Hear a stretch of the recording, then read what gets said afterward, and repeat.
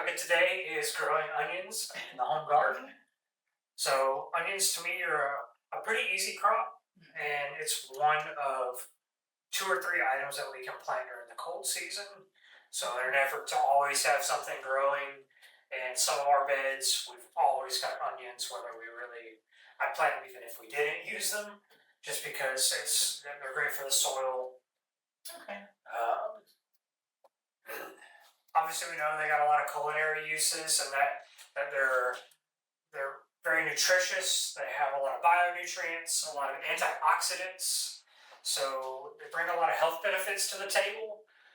And today we're going to kind of cover four different classifications of onions. We're primarily going to talk about bulbing onions because now is the perfect time for planting bulbing onions, and like most things, timing is incredibly important here.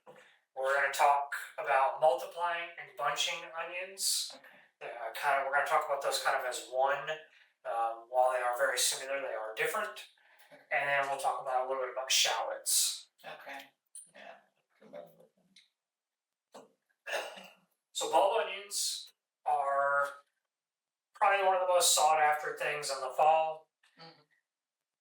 And there's a lot of varieties out there. You know, if you go and you look at a seed rack, you can find tons of different varieties of onions, but it's very important to know what classification of onion that each variety is. So what we want to look for in onions is what they call a short day variety. So onions are best suited to grow in regions where the cool temperatures and the length of day align. So we've got to have a variety here in the southern region that can grow with shorter days, and that's why it correlates when we have cooler temperatures. I'm going to skip one ahead here. So a short day onion still requires 10 to 12 hours of sunlight. Okay. Some varieties are going to be what they will call an intermediate day, and that's what's going to grow like in your central United States, where you're going to get probably 12 to 14 hours, get a couple more hours of light this time of year, and the cool temperatures are probably a little bit longer. Okay. And then you have long day onions, which will be 14 to 16 hours of light requirement and cool temperatures. So northern climates where the day lasts a lot longer. So when you go to look at what you want to plant, you might see a variety, and it might not tell you whether it's short or long day, but it's something I always encourage people to do.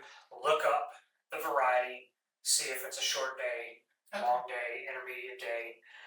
It's one of the reasons too why we'll always try to push people to plant onion plants versus onion sets or onion seeds, because a lot of times onion seeds, in packets, you're going to get just kind of whatever variety. It might not be suited for the area. Onion sets are often what are last year's onions. They're little bitty small onions, and most of the time those are intermediate or long day onions, and you can buy them by the pound. We used to sell them forever and ever in the store, and I quit doing them because learning more and more over the years, I realized that I'm selling people onions that are never going to make anything more than maybe a pearl size onion. Yeah. And people want they want big onions. So onion plants are typically the way to go. The most popular of the short day varieties is going to be the 1015 Yellow Super Sweet. They get the name 1015. That's technically when you would plant them by seed. Okay. And then your starter plants for most of your short day varieties are usually always going to become available from the growers 1 to 2 weeks before Thanksgiving is kind of our rule of thumb. This year we would have saw the first crop come on November 10th, but we had a little bit of a micro drought going on, so the growth of the onions was not moving as fast. So this week was actually the first shipment of onions for the year in plants. So we talked about we need cool temperatures and shorter days. November to December is the ideal time for our area and our particular region of Zone 9A to be planting those short day onions. It's important to get them in early, as we'll talk about how the onion actually forms the bulb as we go along. So getting it in now and into early December, if you go longer than that, your onion will still grow, but the size of your onion will differ drastically.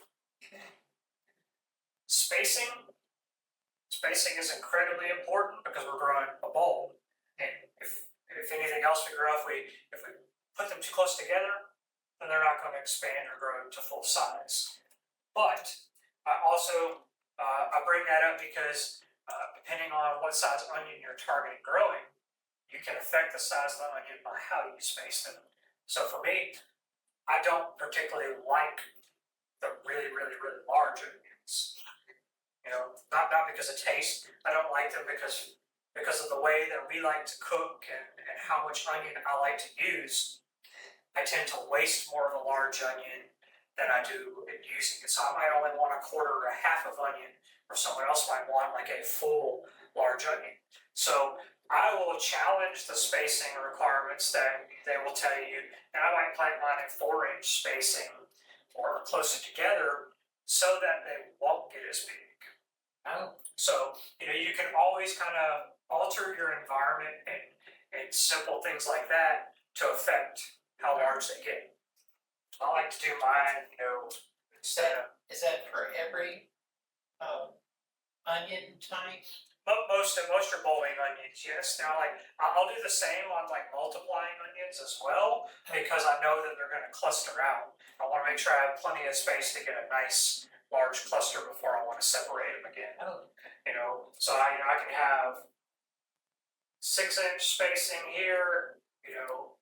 If I want them smaller, I can tighten it up to 4 inches or whatever makes sense. And planting in a bed, I might not be planting in rows, but I'll alternate them.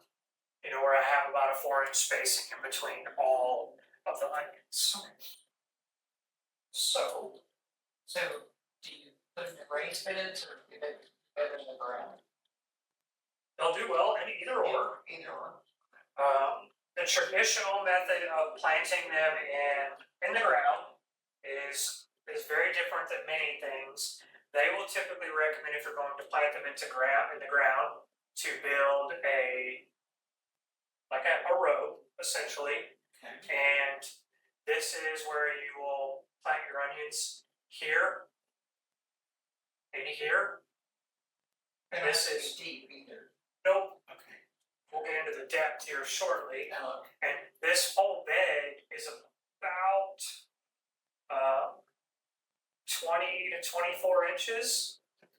And this is where you're watering, you can do fertilization, and it all happens in the middle, and it kind of spreads out. spreads out, Okay. wicks up.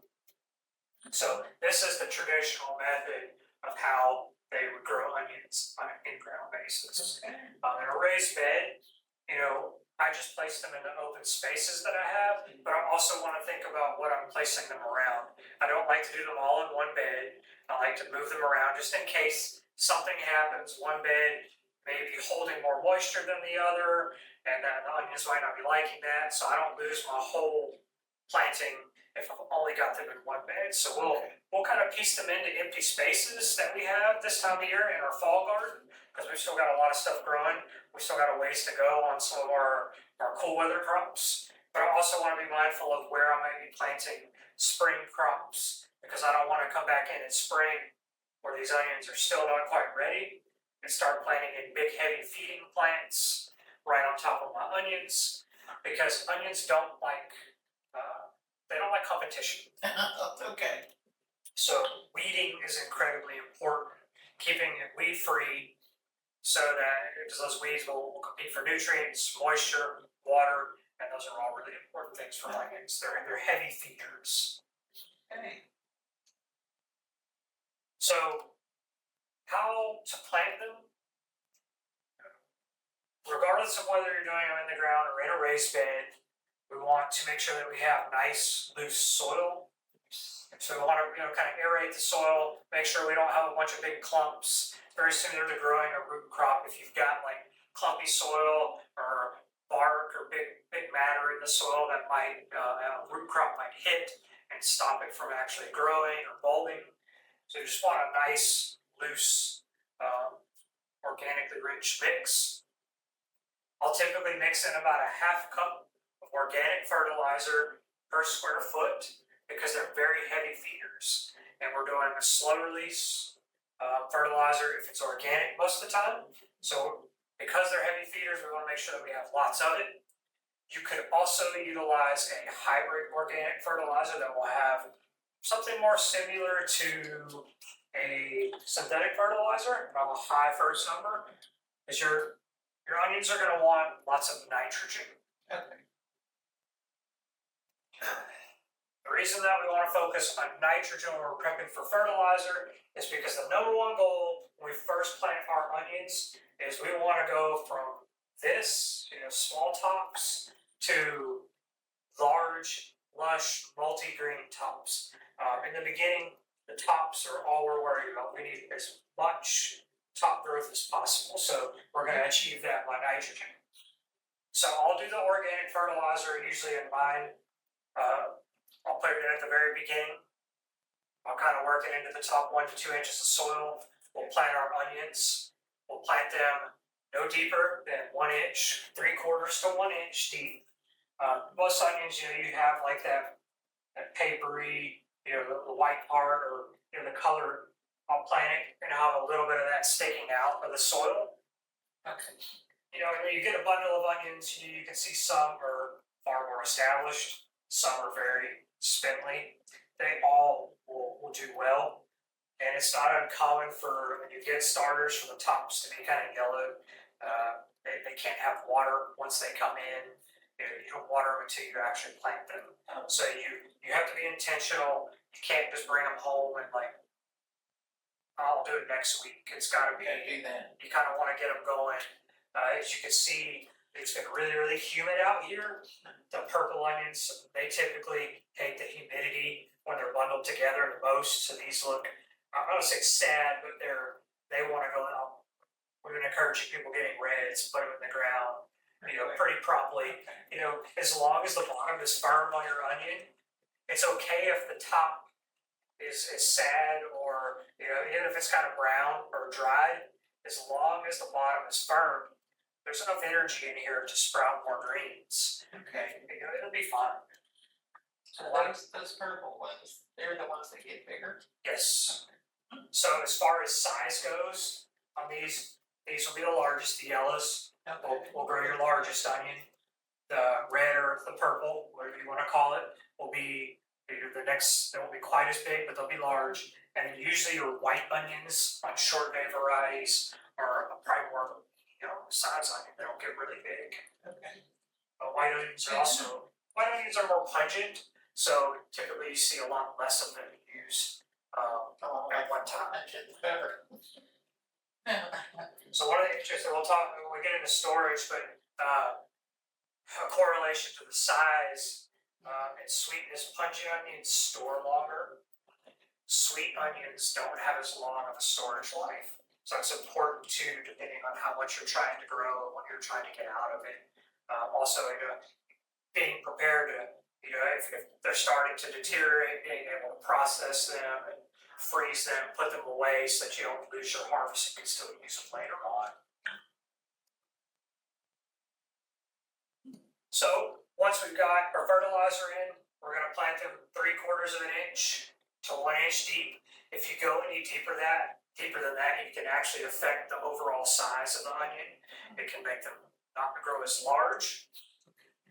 But then, there's a lot of factors go into the bulb size. Again, we want to keep it weed free. We're going to rule out any competition that we can. One of the best ways that we can do that, just like anything else, is to mulch. I like to use pine straw around onions. I find that it keeps airflow really good.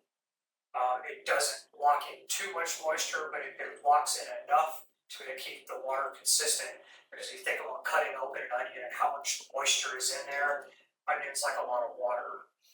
They're going to want probably about at least 1 inch of water per week, which is most vegetables while they're growing the greens.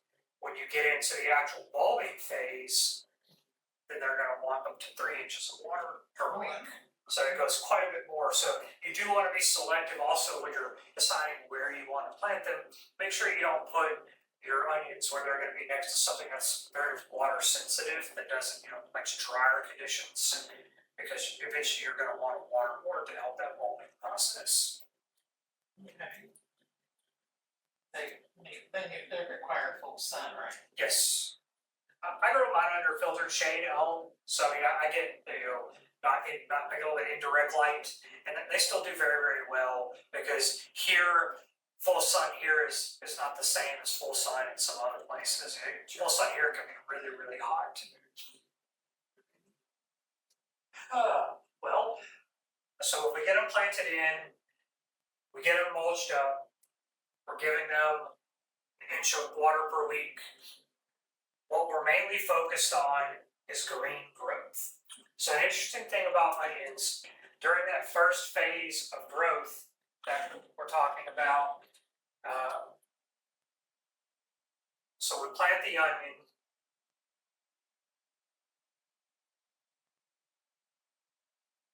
and we've got the one little stalk. So we fed it something that is going to be heavy in nitrogen, because we want to promote green growth. So what we want to do from November all the way through about mid-January to late January is promote nothing but green top. So we want this onion to grow as many green tops as possible. And you're not really going to see the size of the bottom bulb change. It might get, this is actually a multiplying onion, but it might get something like this size, where it got a little larger, but it's not actually turning into a bulb. People think, oh, they're not bulbing. They're not bulbing. The process of an onion bulbing is it taking and storing all the energy in the foliage. And then what will eventually happen is these leaves will begin to deteriorate, and that's because it's using all the energy that it created and it's stored in its leaves, and then it's going to be transferring that energy down below ground to create the actual bulb. Okay. So one of the ways we look at it's time to harvest, we've gone 120, 140 days, depending on a variety of onion. We're getting into like February, March, and it's like, man, is it ever going to make a bulb? We're ever going to make a bulb? It happens pretty rapidly, and that's whenever that transition of the energy goes from the tops to the bottom. And you'll know when your onion is ready to harvest when your tops begin to kind of start laying over. They start to look like they're dying, Okay. and that's because all the energy has been depleted. So yeah, it's kind of, potatoes are almost the same way. They use that energy from the top to put in the ground, and when the tops become like kind of poor looking, or they look like they're withering out, that's usually a great indicator that the potatoes are ready for harvest. Same way with your onion. Okay. So what we want to do whenever we start seeing that happen, the top's starting to get kind of droopy or leaning, what we'll want to do is we'll want to take them and we'll want to fold them over. Kind of bend them over and where they're laying on the ground. So what's going to happen here is it's going to start the curing process. We'll bend the tops over. We'll leave them in the ground for 2 to 3 days. We're going to kind of let that onion begin curing. Once that happens, what we'll do is we're going to pull the whole onion, top it all out, and we want to lay them in a very well ventilated space, a cool ventilated space, and leave the tops on. And you're going to leave the tops on until they begin to brown and completely dry out. Because what's going to happen is, as any plant, if we just cut the tops off before it browns, then we're going to leave an open wound here on our onion. When you go and you buy an onion, it's kind of, you see where that little point is on the top. Right. That's where the greens were, but it's kind of sealed up. It's protected. But if we just cut them off while they're still green, we're leaving that damp, open area, and we're going to be more likely for the onion to begin to rot or be prone to maybe fruit gnats or fruit flies. So we want those tops to completely brown, and it's going to begin to kind of seal this off, where the onion will be kind of completely cured. Once they brown, then we can cut all those tops off, and then we want to store them, again, still continually in a cool place. You can store an onion down to ideally like in a cellar environment and areas where that's a possibility, it would be down into like the 30s, Okay. but kind of like refrigerator temperature, but not really humid. We don't have that luxury here. No. They don't store well in their refrigerator, so we want the coolest location we can inside. And we want to make sure that we have complete airflow around all sides of the onion. So you can store them on like a wire rack. Okay. You can store them in mesh bags. But no matter which option you choose, you have to make sure that when you store your onions, they don't touch each other. Really? And have you ever bought a bag of onions before and leave it in the bag and then you pull one out and it's got a rotted spot on it? 99% of the time, it's rotting where it was touching another onion. Same as potatoes. Potatoes can kind of do the same thing. Yeah, And it's all about airflow.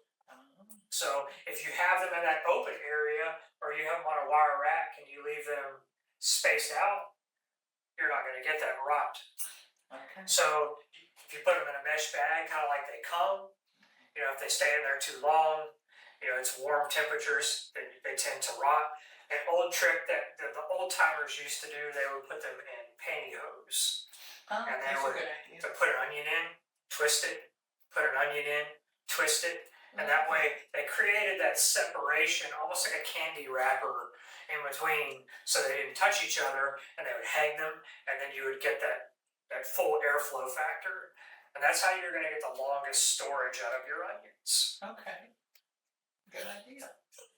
And it's very interesting when you dry or you store an onion and you do have complete airflow, they don't rot.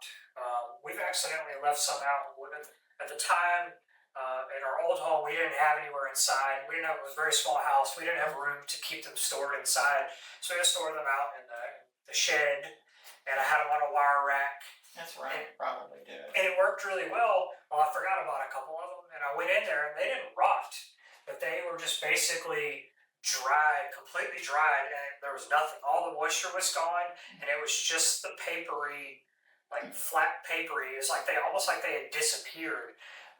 Because they'll just disintegrate. They just slowly break down, but they don't rot. There's no flies, no gnats. So it's very interesting. They kind of dehydrate over time as that moisture escapes. Wow. So there are some issues that can happen with onions as far as disease and pests. You can get onion thrips, which these are things that I've never had anyone personally. I've never encountered anybody that has run into these problems. I feel onions here are fairly pest and disease resistant because most of the time people are following the spacing practices. They've got plenty. There's not a lot of other things growing in the garden this time of year, so airflow is kind of wide open in most people's areas. If you do have lots of other things that are overwintering or planting, just make sure that air can get around the tops because we get high humidity. Like this morning, it was super nasty outside. That humidity is perfect time for blight or onion blotch. Like purple blotch is a disease that they can get. But again, I've never really personally encountered or had somebody come to me with those issues, but they are possible. What is that? Just from the humidity? Well, your disease is usually from the humidity, and it really just comes from a lack of airflow.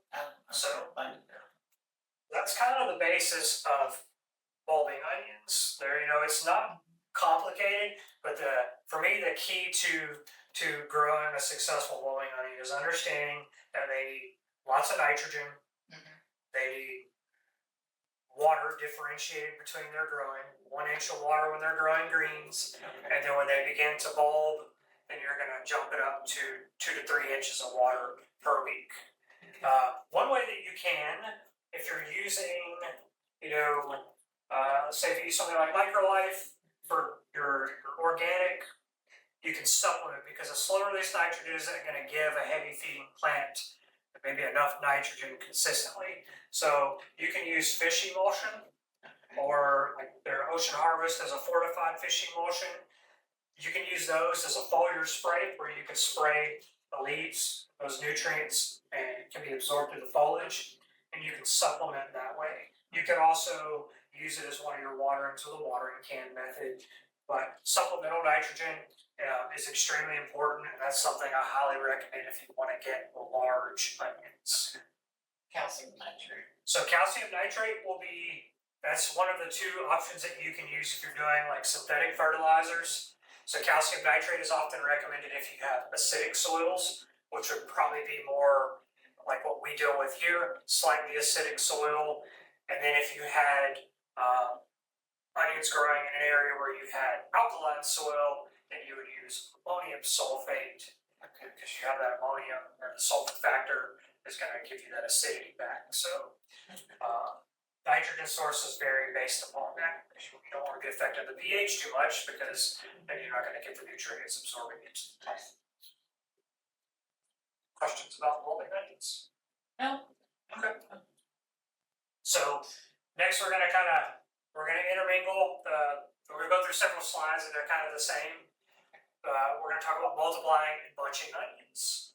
So multiplying and bunching onions, probably multiplying specifically being one of the most popular home garden crops out there, because living in the South, everybody loves green onions for virtually, they work for a lot of dishes.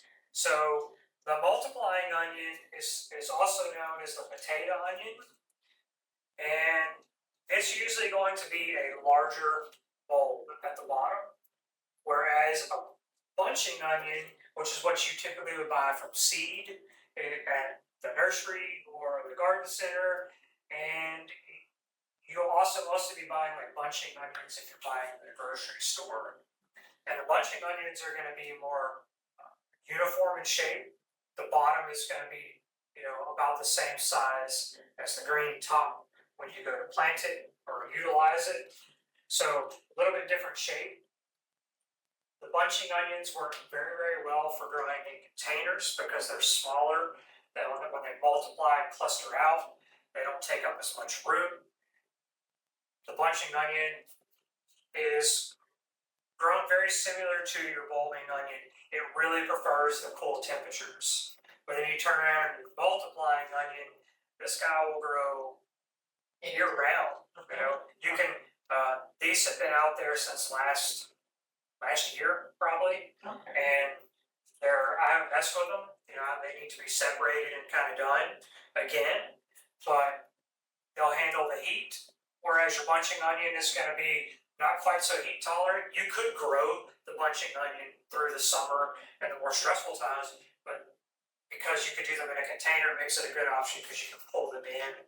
If that's the only option you have, you can give them a more shady location, something a little bit sheltered, and then when it gets back into the cooler months, you can put it back out into the full sun and kind of alter that environment to make it work. These guys will grow really whenever, and the tops will tend to be a little bit more vigorous as far as like size.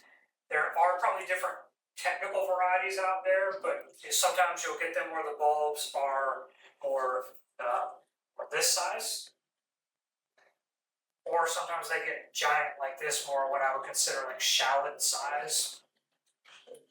You can utilize the tops and bottoms. You can kind of use these almost like a mini pearl onion and cut them and cook into a dish and then garnish with your green onion. Both onions you can basically take as they grow, cut the green tops as you want, use them fresh.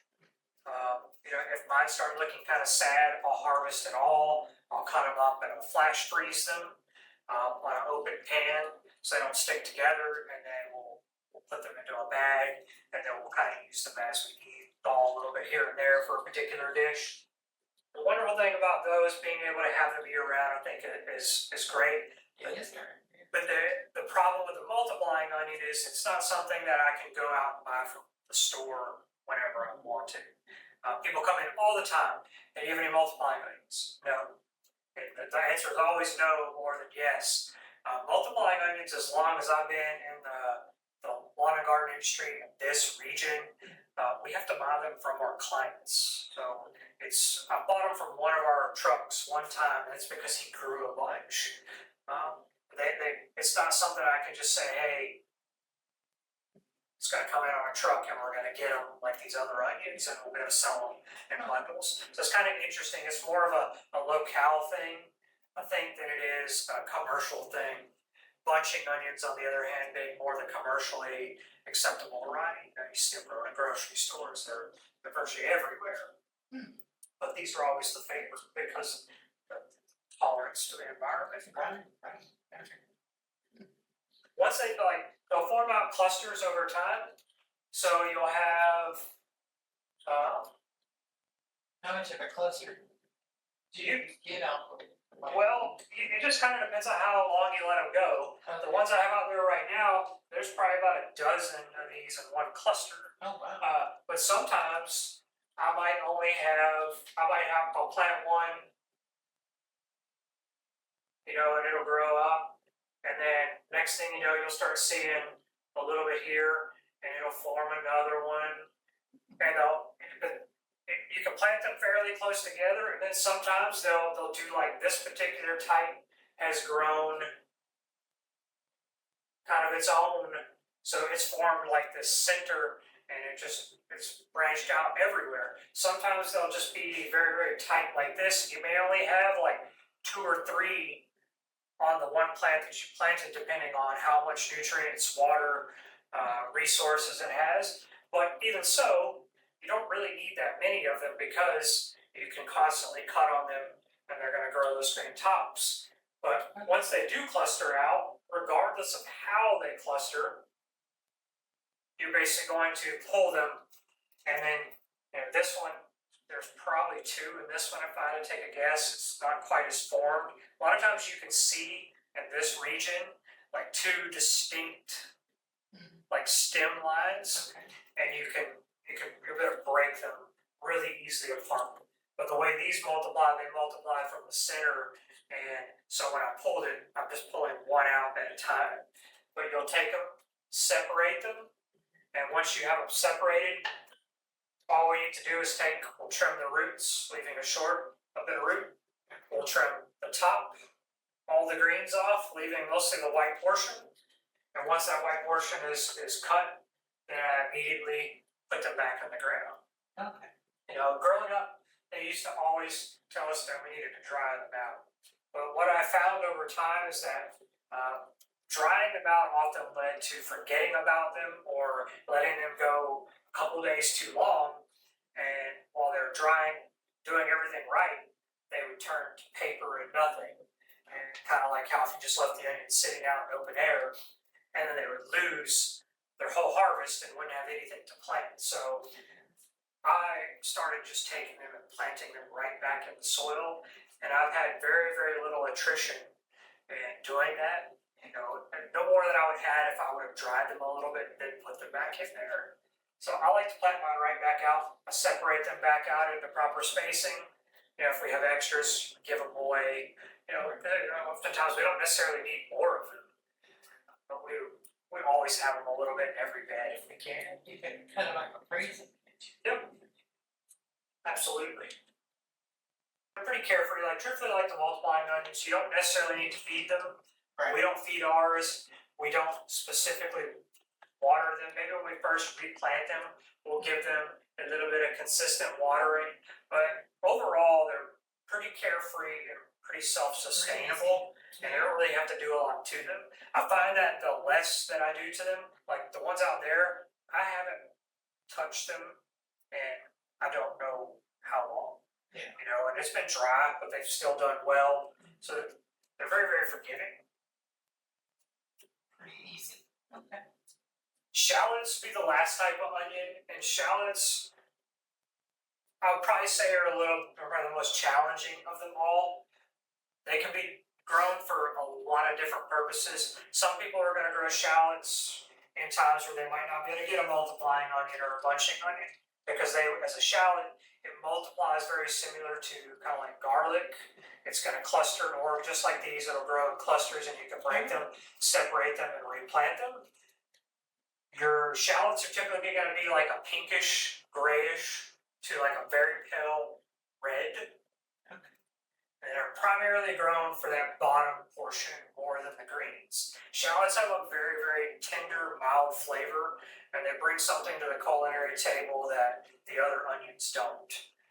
But they also don't really love the hot temperatures of this area. So they are a little more susceptible and temperamental to the warmer nature of our winter than they might be elsewhere.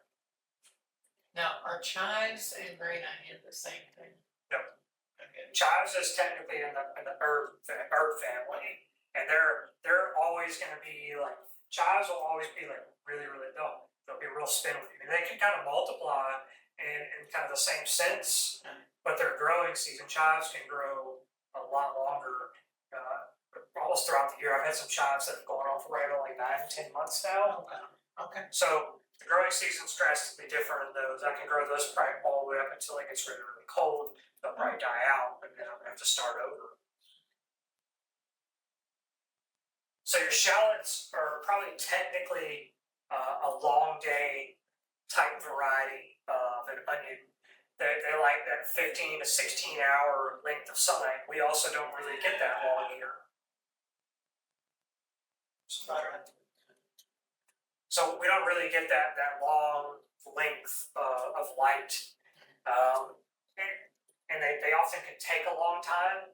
So we don't really get the length of mild weather that is oftentimes needed to grow a shallot successfully all the time. They're pretty popular. On the spectrum of onions, they'll always fall at the bottom. We'll sell way less shallots than will anything else.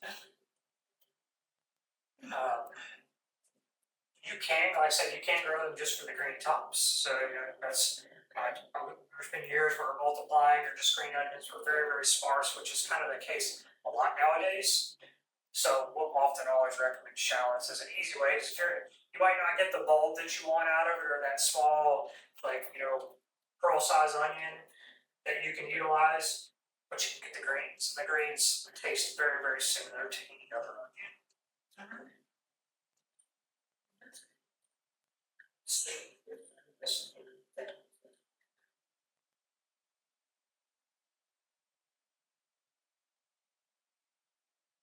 I think that we have covered most of it. Okay. Well, So it's fairly easy, but it's like I said, if there's anything that I would say is a key takeaway, it's just like knowing that the onion, the tops create the bottom.